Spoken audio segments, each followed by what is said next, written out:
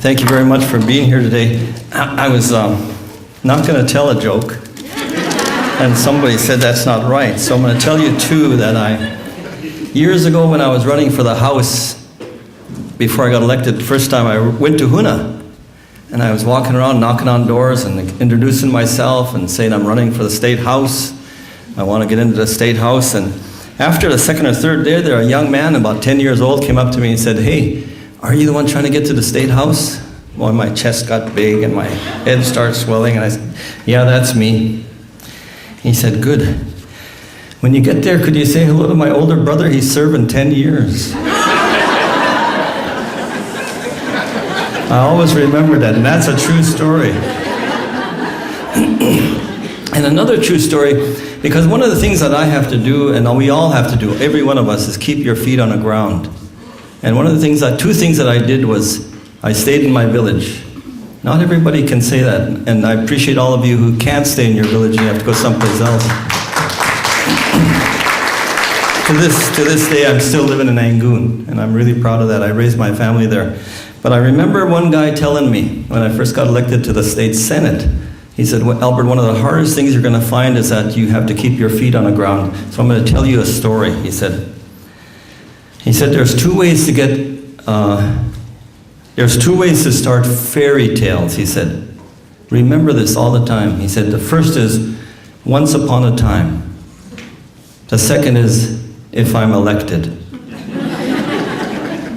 So I always remember that, and it helped me keep my feet on the ground. I want to introduce some people we have with us, and one of the areas that, if you see the map of my district, it's huge. I'm really pleased to see these kids here today. They're from close up, and they're from some of my villages up in the interior Alaska. So if they would stand just to be recognized, Austin Keotuk from Kaktovik.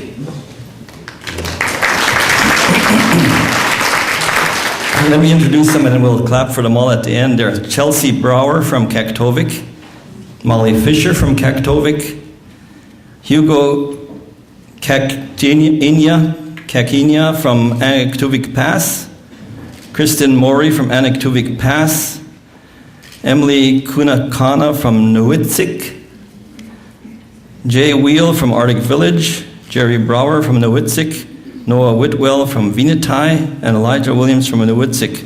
These young people are here in Juneau for close-up. Would you just welcome them for me, please?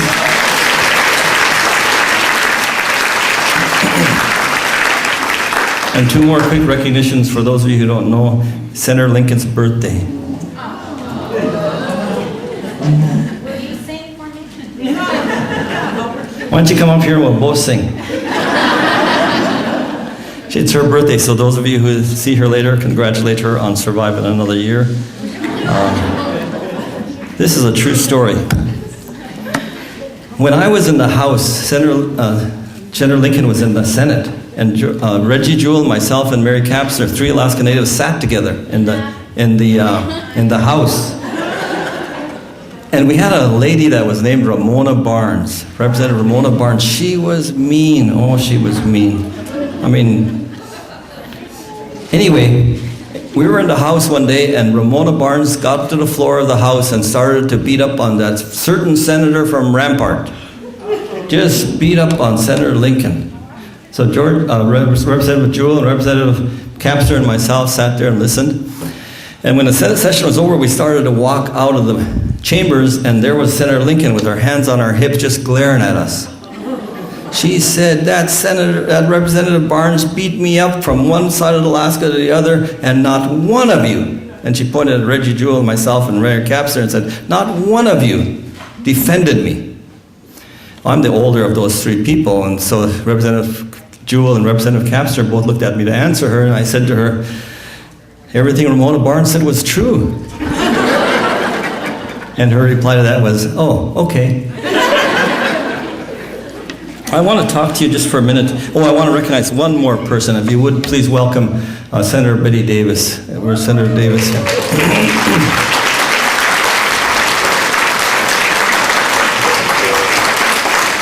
Senator Davis is a champion for us. She's introduced legislation on suicide. She's introduced legislation on education. In fact, the bill that we passed recently in the Senate was her bill, where we did 3 years forward funding for education and had that money available for 3 years. I don't know where it's going to go, but Senator Davis deserves the recognition for that. She's been a champion for us.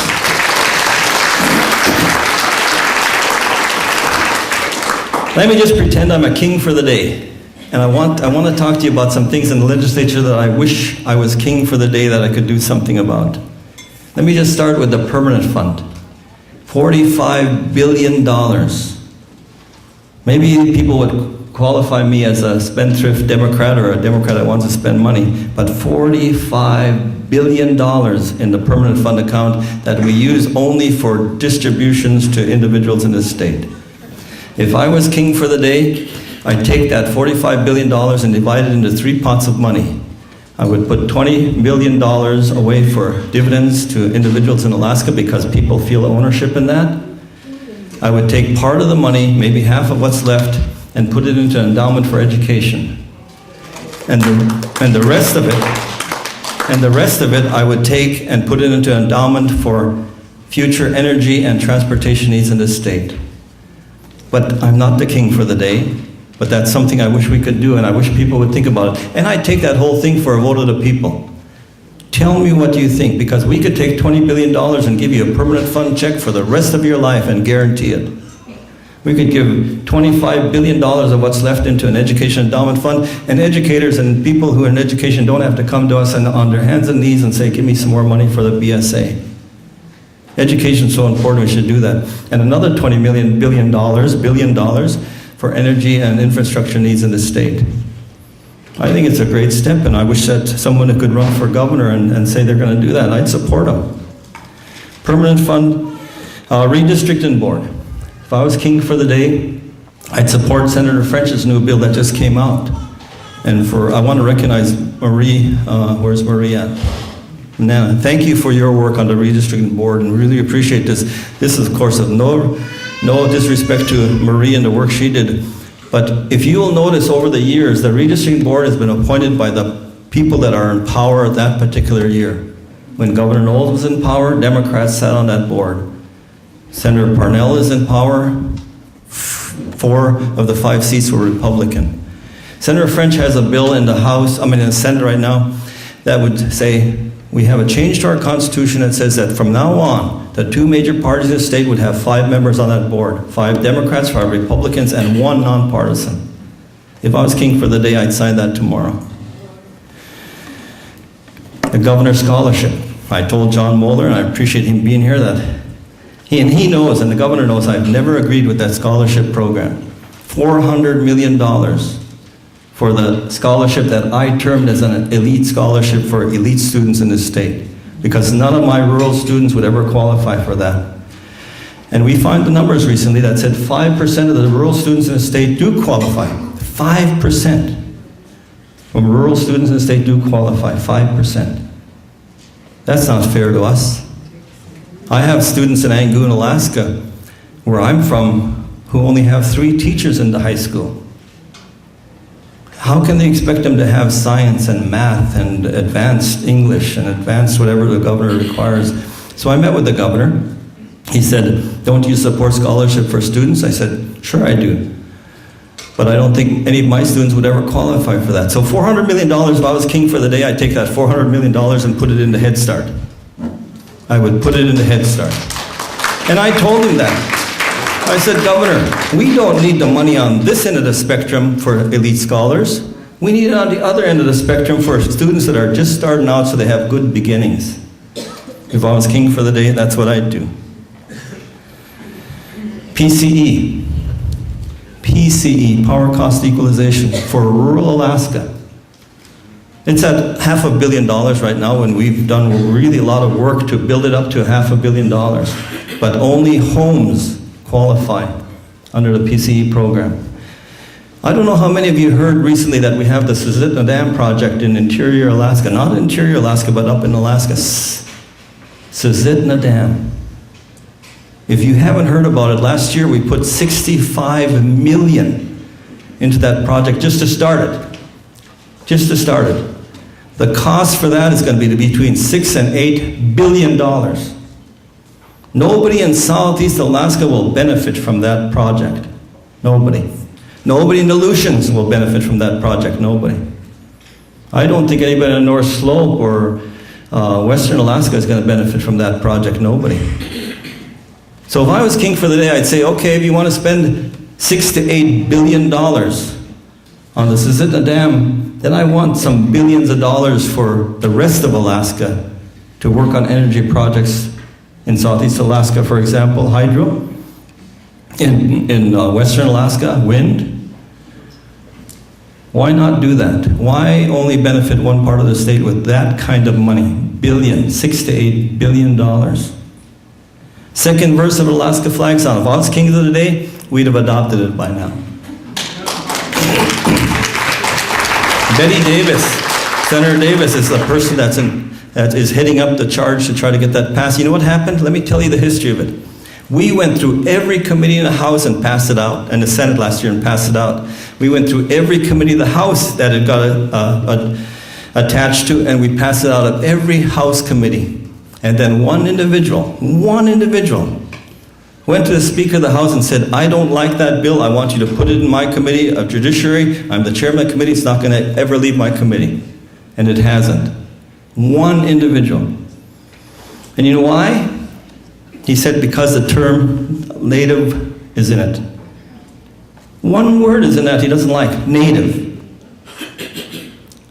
And his rationale was that if we pass this out for the native community, next year we're going to have other ethnic groups coming to us and wanting a verse of the Alaska flag song for them.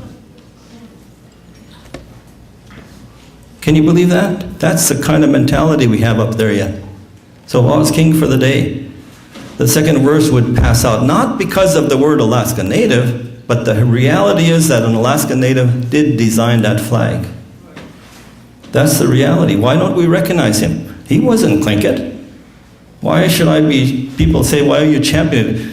Betty knows he wasn't Tlingit, he was Aleut. We couldn't get them to let it go through. It's amazing. In fact, I'll tell you another historical fact. We couldn't pass legislation in the Senate or the House, while I was in the House, that had the word Alaska Native or tribes in legislation. Not until 2 years ago were we able to pass out legislation that said that. So for those of you who aren't in the legislature, that kind of mentality is still up there. And it's sad.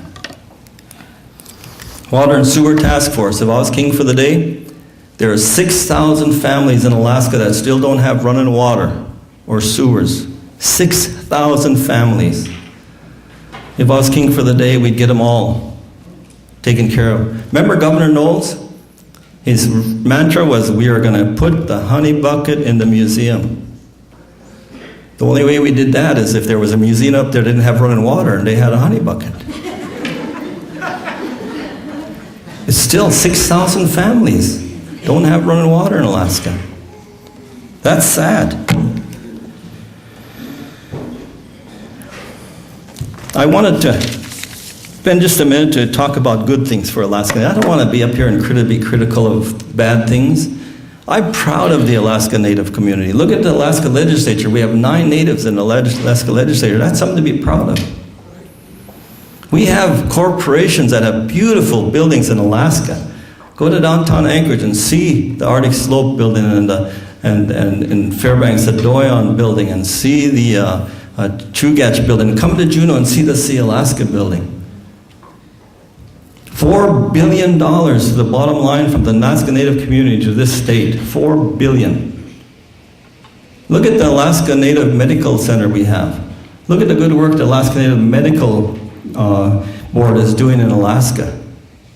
Look at the fact that none of us depend on the Bureau of Indian Affairs anymore. We've worked them out of a job. Our housing authorities take care of housing, and we got to be proud of them.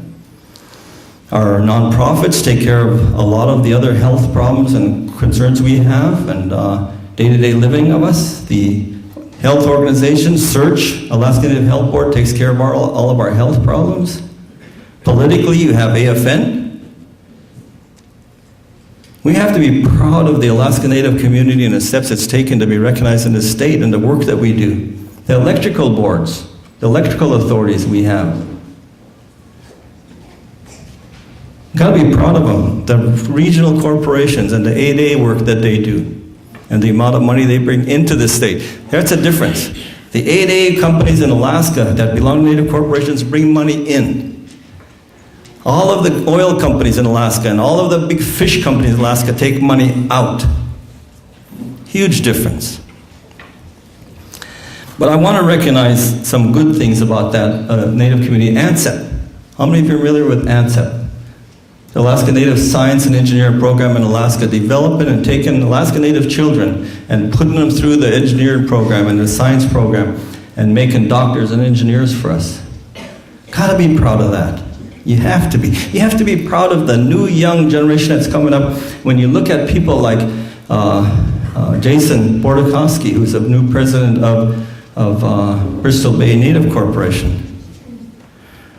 And there's more of them. Even Sherry Beretta. Look at her. She's the president of Chugach.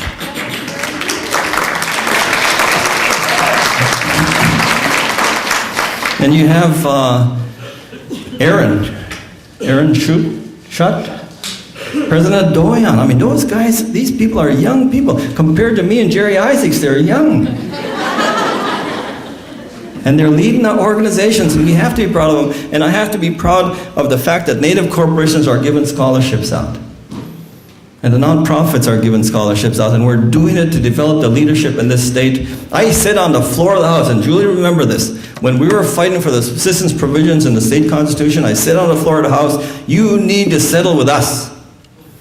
You need to settle with me and Mary Capster and Reggie Jewell and the rest of us Natives who are leading this charge to get a constitutional amendment in the state constitution, because the next generation of Alaska Natives are going to be smarter than us, and they're going to have more money than we do. You need to settle with us. Of course they didn't, so the rest of you young Native people are going to have to take the fight up now. I want to recognize some people because I'm really proud of the Alaska Native people that we have. Let me go back to one more thing. The Alaska Native community was recognized for its role in electing Senator Murkowski back into the Senate, and we got to be proud of that. We stood together as a people, we voted as a blanket vote, and we got her elected, and she recognizes that. The rest of Alaska recognizes that, and thank every one of you who stood up and who did something for Lisa Murkowski. I want to recognize just a few people that I saw in this room that I think that are some of the new, and I'm not going to get everybody, but I want to recognize some people. Really important to me to do this. Ella, and I don't know how to spell her. Ella, would you stand? She's an intern with, is it Donnie Olson? Oh, Reggie Jewell, Representative Reggie Jewell. Just stay standing. Sarah Obed, would you stand?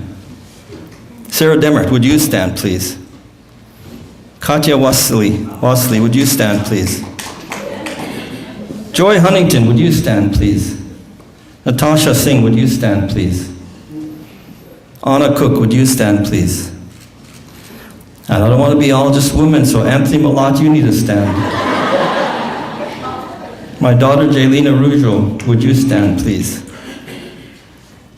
Mary Slauser, would you stand, please? And there's people who aren't here like Ralph Young or Ralph Wolf and Barbara Blake, but Elizabeth Hensley's here. I hope. Well, tell her I recognize her. She owes me $10 for lunch. Nicole Hollinstead from Sea Alaska Corporation, would you stand? And Adrian Lacarna from the staff at AFN, would you stand, please? And where's my other friend from AFN? Aurora, where are you? Oh, would you stand, please? These are just an example of the young people you and I have developed to lead these corporations in the state for next year.